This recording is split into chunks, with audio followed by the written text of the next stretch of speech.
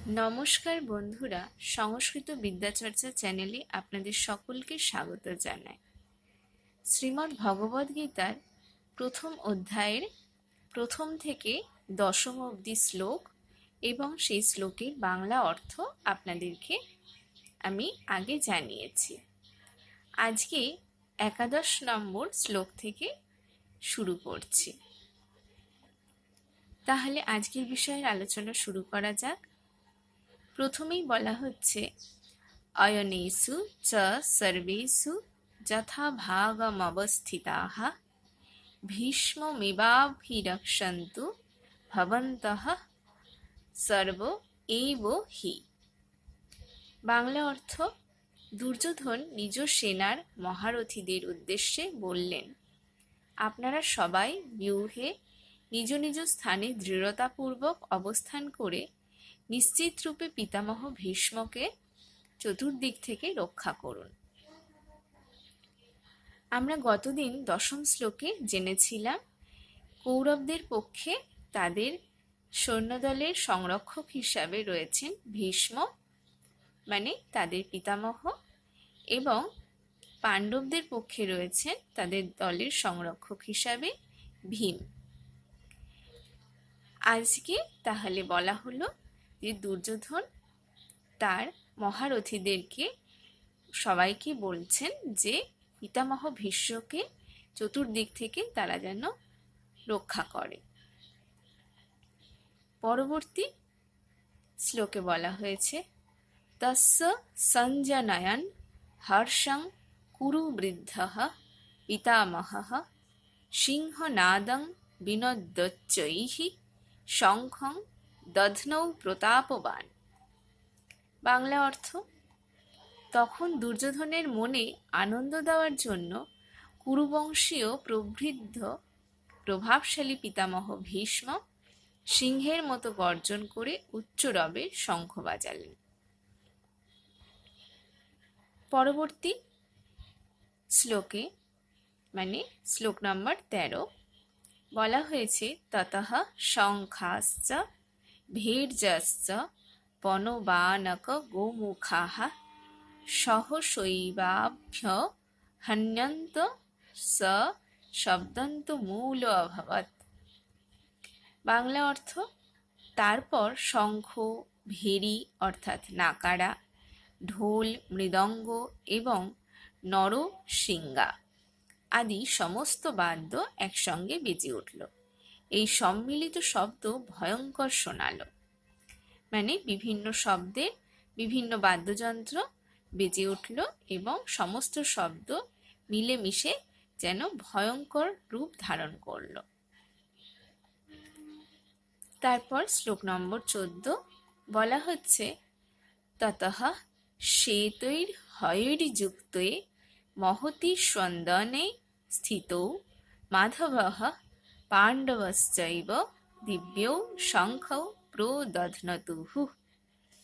বাংলা অর্থ: তারপর শ্বেত অশ্ববাহিত মহান রথে উপবিষ্ট ভগবান শ্রীকৃষ্ণ এবং পাণ্ডুপুত্র অর্জুনও তাদের দিব্য শঙ্খগুলি বাজালেন। প্রথমে কৌরবদের পক্ষে সবাই যখন শঙ্খ বাজালেন, তারপরে বলা হচ্ছে পাণ্ডবদের পক্ষে ভগবান শ্রীকৃষ্ণ, পাণ্ডুপুত্র অর্জুন তারাও শঙ্খধ্বনি করলেন। পরবর্তী 15 নম্বর শ্লোকে বলা হয়েছে পাঞ্চজন্যং হৃষীকেশ দেবদত্ত্যং ধনঞ্জয়ঃ পৌণ্ড্রং দধ্নৌ মহাশঙ্খং ভীমকর্মা বৃকোদরঃ। বাংলা অর্থ: অন্তর্যামী ভগবান শ্রীকৃষ্ণ পাঞ্চজন্য নামক শঙ্খ, ধনঞ্জয় অর্জুন দেবদত্ত নামক শঙ্খ, ভীতি উৎপাদক কর্মকারী বৃকোদর ভীম পৌণ্ড্র নামক মহাশঙ্খ বাজালেন। শ্রীকৃষ্ণের শঙ্খের নাম ছিল পাঞ্চজন্য, ধনঞ্জয় অর্জুনের শঙ্খের নাম ছিল দেবদত্ত এবং ভীমের শঙ্খের নাম ছিল পৌণ্ড্র। তারা সকলে শঙ্খধ্বনি করলেন। পরবর্তী 16 নম্বর শ্লোকে বলা হয়েছে, অনন্ত বিজয়ং রাজা কুন্তিপুত্র যুধিষ্ঠিরঃ নকুলঃ সহদেবশ্চ সুঘোষ মণিপুষ্পকৌ। বাংলা অর্থ, কুন্তিপুত্র রাজা যুধিষ্ঠির অনন্ত বিজয় নামক শঙ্খ এবং নকুল ও সহদেব সুঘোষ এবং মণিপুষ্পক নামক শঙ্খ বাজালেন।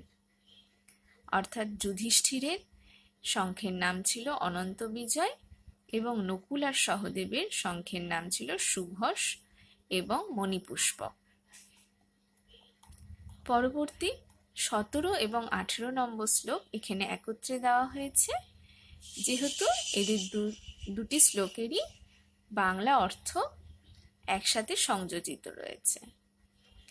যেহেতু এখানে শ্লোকে শুরু করা হচ্ছে, বলা হচ্ছে, কাশ্যশ্চ পরমেশ্বাসঃ শিখণ্ডী চ মহারথঃ ধৃষ্টদ্যুম্ন বিরাটশ্চ সাত্যকীশ্চাপরাজিতঃ দ্রুপদো দ্রৌপদেয়াশ্চ সর্বশঃ পৃথিবীপতে সৌভদ্রশ্চ মহাবাহুঃ সংখ্যান দধ্নুঃ পৃথক পৃথক।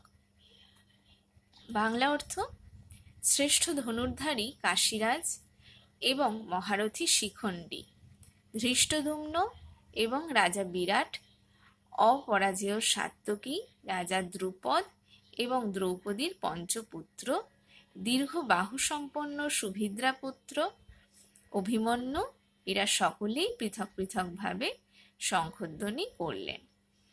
এরপর শঙ্খধ্বনি কারা করলেন? যে কাশীরাজ, তারপর মহারথী শিখণ্ডী, ধৃষ্টদ্যুম্ন, রাজা বিরাট, সাত্যকী, দ্রুপদরাজ, দ্রৌপদীর পঞ্চপুত্র এবং সুভদ্রাপুত্র অভিমন্যু, এরা সকলেই শঙ্খধ্বনি করলেন। আজকের বিষয়ের আলোচনা তাহলে এই পর্যন্ত। আবার পরের দিন বাকি শ্লোকগুলো নিয়ে আপনাদের কাছে আলোচনা করব। আপনারা আপনাদের মতামত অবশ্যই কমেন্টের মাধ্যমে জানাবেন।